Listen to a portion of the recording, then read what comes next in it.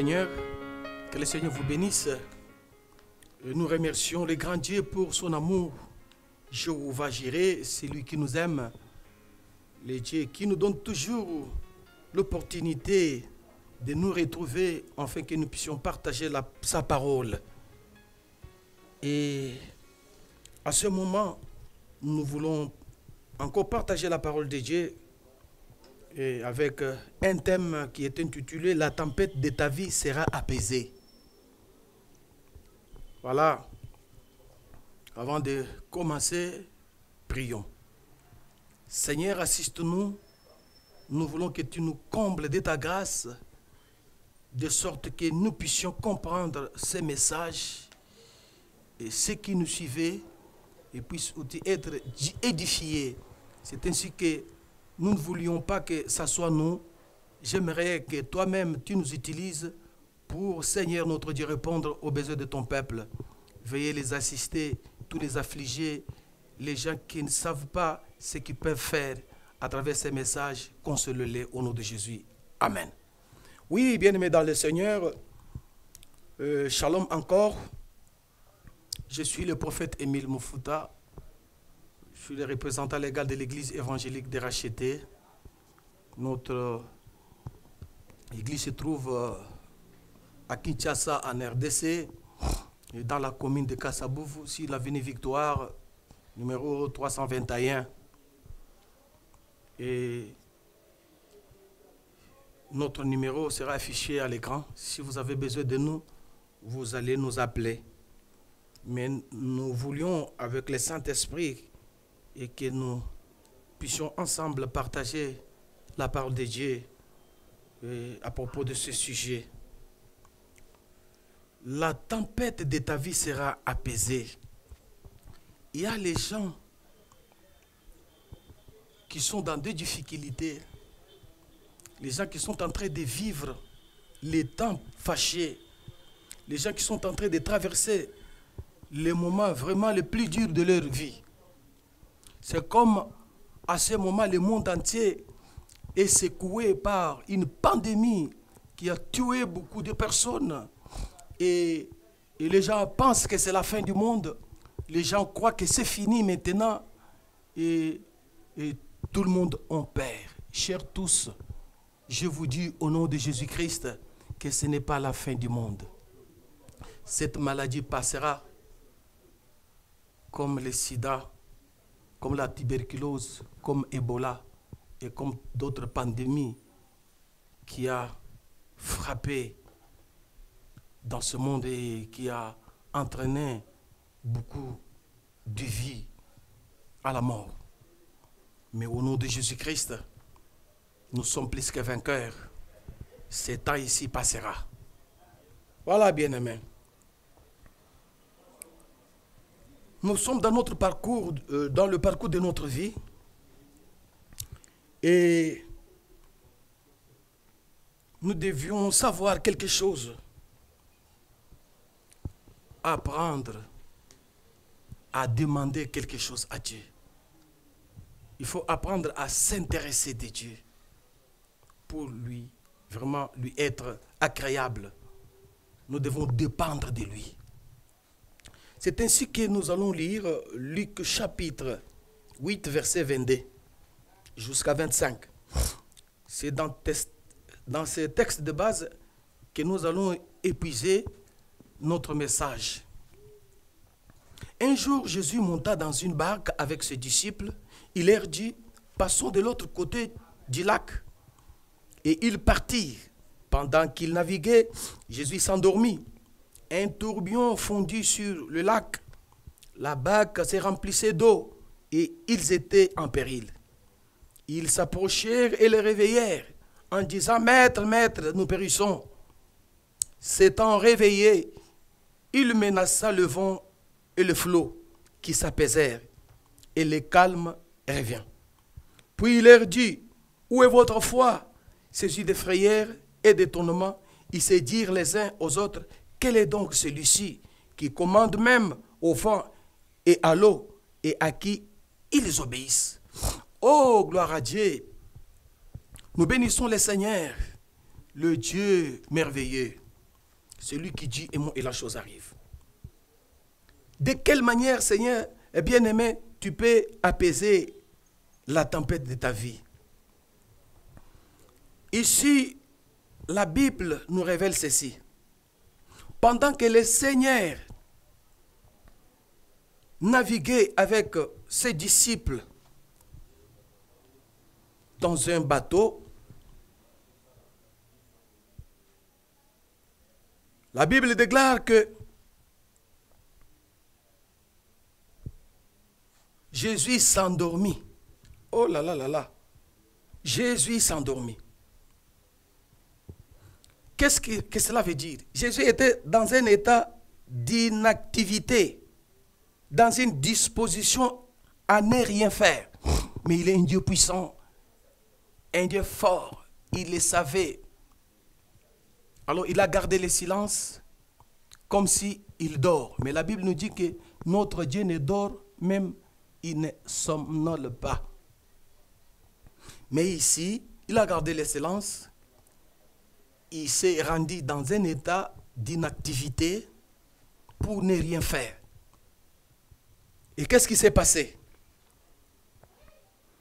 Jésus qui ne voulait pas agir de lui-même. Jésus, il attendait qu'on le réveille. Oh, oh, oh. Lisons Ésaïe chapitre 43, verset 6, pour encore rafraîchir notre mémoire.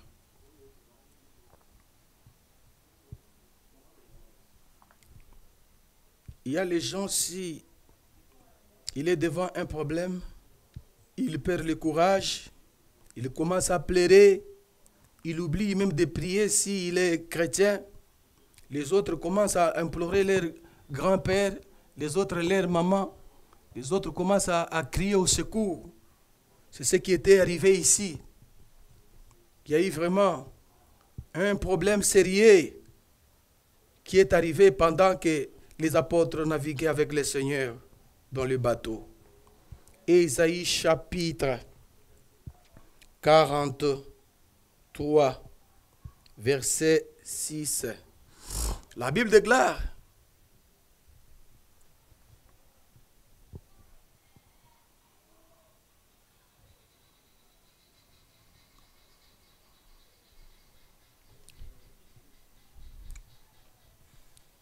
je dirai au septentrion, donne, et au midi, ne retiens point. Fais venir mes fils du pays lointain et mes filles de l'extrémité de la terre.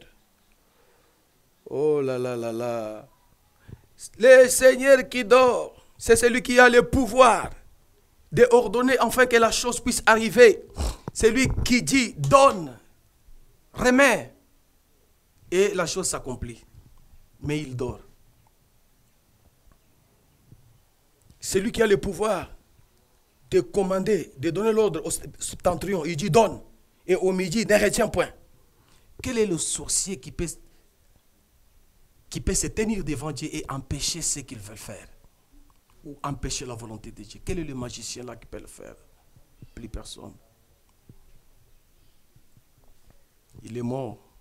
Le troisième jour, il est ressuscité comme il avait dit. Ni le séjour de mort, ni Satan, personne, ils n'ont pas pu avoir le courage ni la puissance d'étouffer son événement. Il est ressuscité comme il avait promis, le Seigneur de gloire. Et le voilà dans la barque avec les apôtres. Il a gardé le silence. Il voulait qu'on le réveille.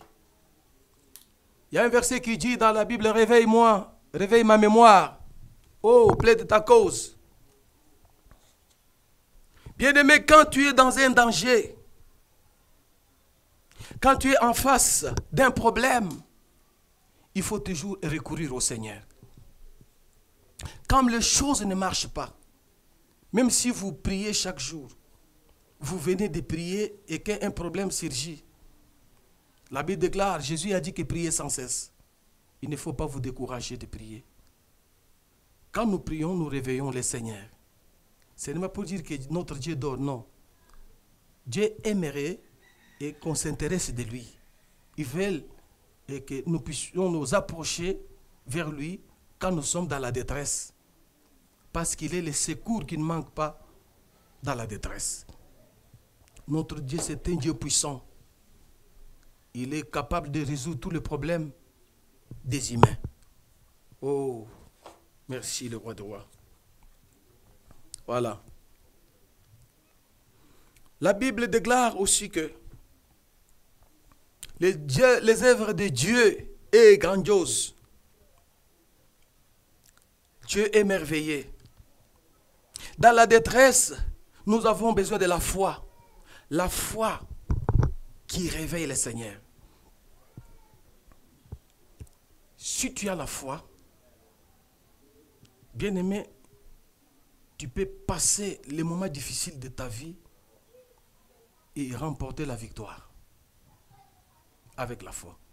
La Bible déclare que la foi est une ferme assurance des choses qu'on espère, une démonstration de celles qu'on ne voit pas.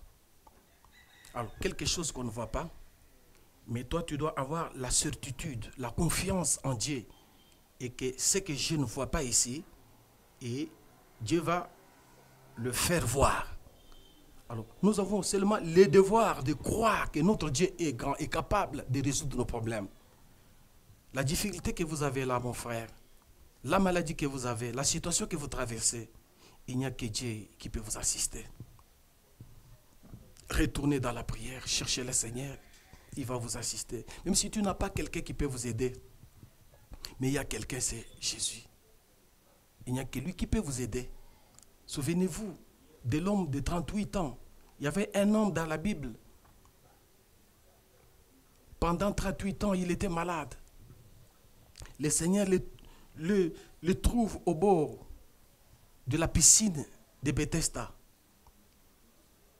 Sans quelqu'un qui pouvait le garder. Il était là, sans père, sans mère, ni enfant, ni femme. Abandonné de tout le monde. Mais dans le calcul de Dieu, le Seigneur savait qu'il passera par là pour l'assister.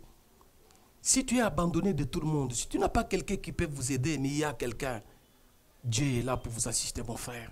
Ma soeur, ne vous découragez pas. Ayez confiance en Dieu. Demeurez toujours dans la prière. Continuez. Il faut faire la continuation de la prière. Le Seigneur finira toujours par vous assister. Oh, merci le roi des rois. Jésus a trouvé l'homme pendant 38 ans malade. Et il lui posa la question, que puis-je faire pour toi? Et l'homme lui dit, je n'ai personne pour me jeter dans l'eau.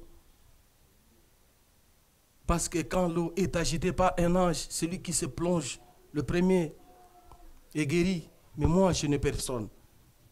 La Bible déclare que Jésus a dit à cet homme, lève-toi, prends ton lit et marche. Et instantanément, la personne s'est levée et il était guéri. Vous voyez les dieux là? Il est le même hier, aujourd'hui, éternellement. Jésus n'a pas changé. C'est ainsi que nous devons toujours avoir la confiance envers lui.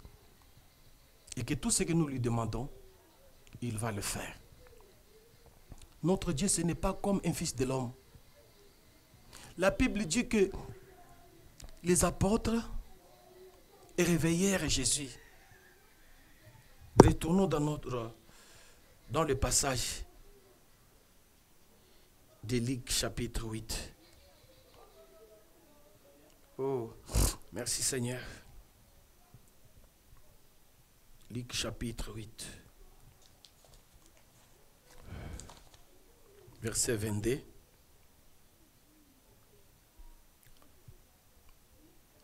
Nous lisons maintenant verset 24.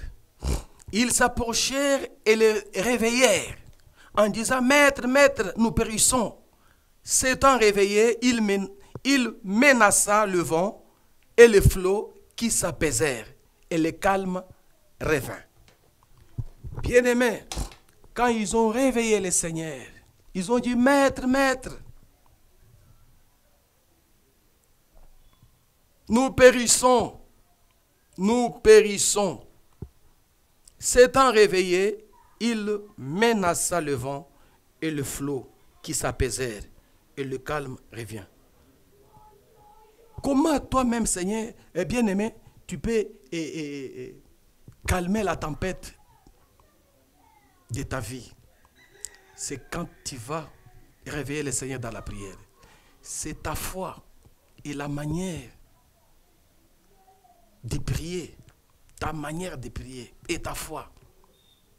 C'est ce qui va définir la victoire dans ton combat. Je vous dis que même si tu n'as pas quelqu'un qui peut vous aider, mais dans la prière, Jésus va vous assister. Les apôtres réveillèrent Jésus et il s'est réveillé. La Bible dit qu'il menaça le flot. Il menaça le vent et le flot qui s'apaisèrent et le calme revient. Le calme peut revenir dans ta vie. Après avoir contracté des intempéries dans ta vie, Jésus est le seul qui peut vous donner la paix. La prière que les gens négligent. Bien-aimé, pourquoi tu ne peux pas prendre même 3 jours en privé, vous renfermez quelque part, même dans ton salon, avec tes enfants, avec ta femme, parce que les choses ne marchent pas. Comme à l'époque de confinement, c'est le temps que les familles peuvent chercher Dieu. Vous pouvez chercher Dieu, parce que vous ne sortez pas du matin au soir. Ne soyez pas seulement devant la télévision, mais ayez le temps aussi de chercher le Seigneur pour recommander à Dieu vos besoins. Comme il est écrit, recommande ton sort à l'Éternel, mets en lui ta confiance, il agira. Voilà, bien-aimés, c'est ce que les apôtres ont fait. Ils ont réveillé le Seigneur. Et Jésus a dit, bon voilà, maintenant, comme vous reconnaissez que je suis là, je vais faire quelque chose. Il s'est levé, il a menacé le vent et la tempête. Et le calme est revenu. C'est Jésus qui peut apaiser la tempête de la sorcellerie de ta famille. C'est Jésus qui peut apaiser la tempête de l'envoûtement de ta famille. Il n'y a que lui qui peut calmer les choses dans les quartiers où on est en train de vous combattre. Dans le travail, dans le mariage, plus rien ne marche. Le commerce ne marche pas, les affaires ne marchent pas. Partout dans le monde, les choses ne marchent pas. Aujourd'hui, il y a une maladie appelée coronavirus. Oh non, il n'y a que Jésus qui peut apaiser les tempêtes là. Il n'y a que lui. Réveillons Jésus. Le monde, levez-vous, priez. Chacun chez soi. Et le Seigneur va faire quelque chose. Il va calmer cette maladie. Et notre monde passera dans la paix. Voilà, bien-aimés, dans le Seigneur. Je vais terminer par là. Quel est ton problème? Quel est le problème qui vous tourmente? La prière est le seul moyen qui peut vous aider à apaiser la tempête qui trouble ta vie. Vous avez le problème de la stérilité? Moi, le prophète Émile, j'ai prié pour des femmes stériles. Beaucoup de femmes. Une femme qui avait fait 15 ans, qui ne mettait pas au monde, j'ai prié pour lui. Il a eu 2 enfants. J'ai prié pour une femme qui avait fait 5 ans, une femme qui avait fait 10 ans. Et j'ai mes aumônes qu'on m'a donné dans l'église évangélique, de racheter partout, à cause de la grâce que le Seigneur nous a faite. Voilà, bien-aimé. Quel est ton problème? Le problème du travail? Ne vous troublez point. Si le travail, si vous n'avez pas trouvé le travail pour le moment, gardez le silence, continuez toujours à chercher la face de Dieu. Et au temps convenable, le Seigneur vous donnera ce que ton cœur désire. Quel est ton problème? La maladie? Il est Jéhovah Rapha. Alors je voudrais prier pour tous ceux qui ont des problèmes difficiles. Je vous dis que ne vous inquiétez de rien. En toutes choses, faites connaître à Dieu vos besoins dans la prière, il agira. Il faut faire comme les apôtres. Nous prions. Seigneur notre Dieu, nous voulons que tu assistes nos frères et sœurs qui nous suivaient de partout maintenant. Tous ceux qui sont troublés par des situations difficiles. tous ceux qui n'ont pas d'abri, les gens qui n'ont pas de famille, les rejeter, les abandonner. Et veuillez les assister. Tout celui qui va vous demander quelque chose, celui qui va vous réveiller, veuillez l'assister. Notre Père, merci parce que tu agis. Que le Seigneur vous exauce et que le Seigneur vous relève. Soyez bénis au nom de Jésus. Amen.